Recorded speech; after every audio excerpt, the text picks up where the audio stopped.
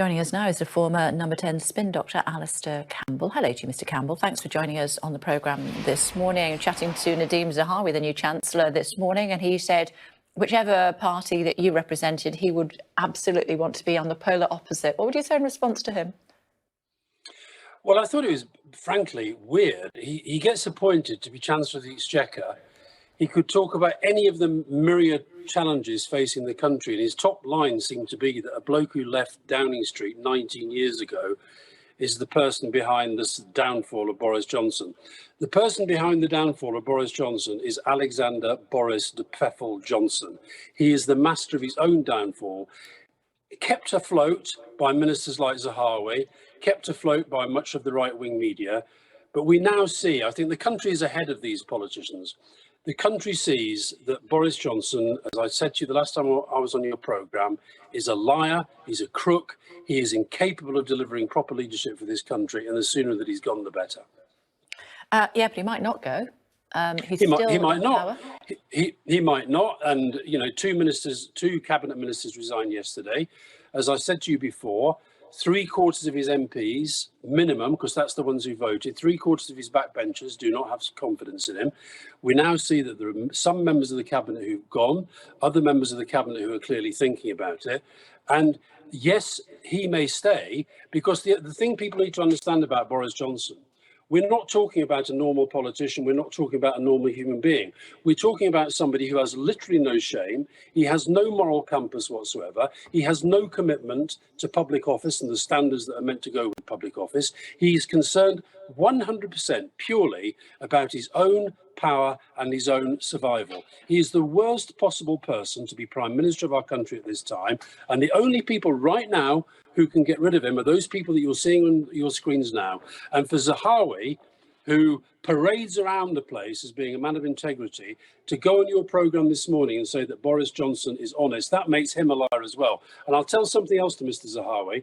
He's been Education Minister, and he had a nice easy ride as the Vaccines Minister because he had some wonderful people at Oxford University doing the hard lifting for him. He's now Chancellor of the Exchequer, in charge of the nation's finances. He better understand that people rightly are going to come after him over his finances, over his business interests, over the way he has done business down the years. And I look forward to seeing how that unfolds. We hear what you're saying about the Prime Minister, but as you said, we looked at the Cabinet, which was earlier on this week, and he has the support of, apart from two of them, all of those people around that table. They've all tweeted their support. He's got Prime Minister's questions today. He's then got the liaison committee at 3 o'clock this afternoon. And it's going to be a bruising few days for him, but he's still in post, as I said. And if he limps towards the end of this session of Parliament, he's got the summer to reflect, regroup, and then away he goes again. Well, and in meantime, Kay, how much damage gets done to the country? How much damage gets done to the economy? How much damage gets done to our standing in the world? We're seen as a global joke at the moment. I've been doing interviews with radio and television in different parts of the world. They think we are a global joke. They think Johnson is a global joke. And yes, he's got the cabinet support, but you've just had an interview there with David Gork. I do a podcast every week with Rory Stewart. We've done a special episode today about what's going on now. There are very good people in the Conservative Party. They're not in the cabinet. Why are they not in the cabinet?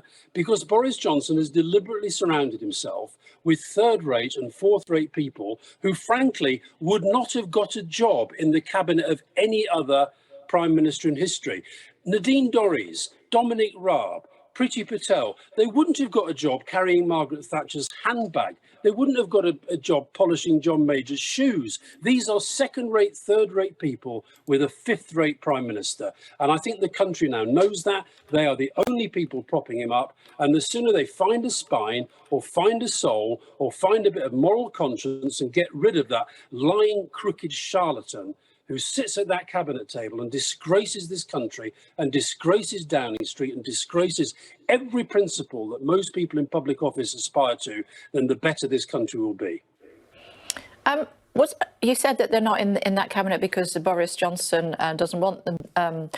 They're not up to scratch. But I mean, Boris Johnson decided that they weren't up to scratch, didn't he? And he is the Prime Minister, and he's one of the most successful Prime Ministers of this century. Sorry, did you just say Boris Johnson is one of the most successful prime ministers of this century? I did. Based upon what? He has achieved his majority. Nothing. He beat Jeremy Corbyn. Okay, I know you've got to sort of play devil's advocate a bit. He beat Jeremy Corbyn in a general election. He told a pack of lies to win an election about his oven-ready Brexit deal. He has achieved literally nothing. Our economy is going backwards. The COVID vaccine rollout that he claims credit for, as I know from people at Oxford University, was done despite the government rather than because of it. He parades as a global leader on Ukraine, which he uses only for his own survival. We are a mess as a country. His Brexit, his one flagship thing, is going disastrously wrong. Honestly, Kay, you've got credibility, for heaven's sake, for you to say Boris Johnson, one of the greatest prime ministers of this century. I didn't say that. The most successful is what I said. I said the most successful, and I was talking about at the polls. Who else has a bigger majority than him at the polls this century? Tony Blair, 1997. That's not this century. Okay, all right, okay. Well, we haven't had that many prime ministers this century, and those that we've had haven't done terribly well, not least David Cameron, who gave us the wretched referendum, and poor Theresa May, who got ripped apart over it. There you go, you see? This guy is the worst prime minister this country has ever had. Yes, he won a general election, but let me just remind you, it was about half the majority we got in 1997. But honestly, Kay, the guy is a liar, he's a crook, he's a charlatan. You know that, I know that, everybody in the country knows that. The only people refusing to face up to that fact are the people sitting at that cabinet table. Javid and Sunak, belatedly, having defended the indefensible for far too long, they finally realised that their reputation, their credibility can only be rescued by doing what they did yesterday. Every single one of them. Michael Gove, where the hell is Michael Gove? Michael Gove is meant to be the brainy guy in the cabinet. What is he doing sitting there, knowing that he's enabling and allowing this liar and this crook to carry on another day in office? Every single day that this guy is prime minister, this country gets trashed further. Our reputation in the world gets trashed further. And these now are the only people who can get rid of him. And so, Mr. Zahawi, it's very nice to be living rent-free inside your head. But I, for one, will keep going on about how wretched and awful you people are in propping this guy up, because ultimately you are the ones who've got to get him to go. And until you do that, unless and until you do that, you are going to go down in history as very minor, insignificant figures of ignominy who have propped up a crook, a liar and a charlatan as Prime Minister of one of the great countries of the world. I wish you wouldn't sit on the fence, Alistair. It's good to talk to you as always. Thanks very much indeed for joining us. Thank you.